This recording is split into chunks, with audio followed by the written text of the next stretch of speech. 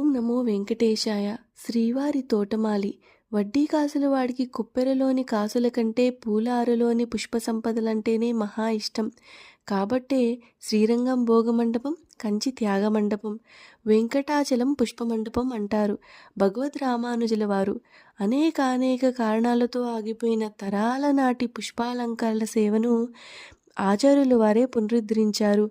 పురుషోత్తముడికి పుష్పసేవ బాధ్యతను శ్రీరంగ నివాసి అనంతాచార్యులకు అప్పగిస్తూ మంగళాశాసనం చేశారు. ఇంతకు పూర్వమే రామానుజుల గురువైన యామునాచార్యులు తిరుమల దేవుడి కోసం పూలు పండించి తమ జీవితాన్ని పండించుకున్నారు. ఆ గౌరవంతోనే ఆనందనిలయ ఆవరణలోని పూల అరకు యామునాతురై అని పేరు స్థిరపడింది. తోమాల సేవ మొదలు ఊంజల్ సేవ వరకు దేవదేవుడి అలంకరణకు అవసరమైన పూలన్నీ ఇక్కడి నుంచే సకల లాంఛనాలతో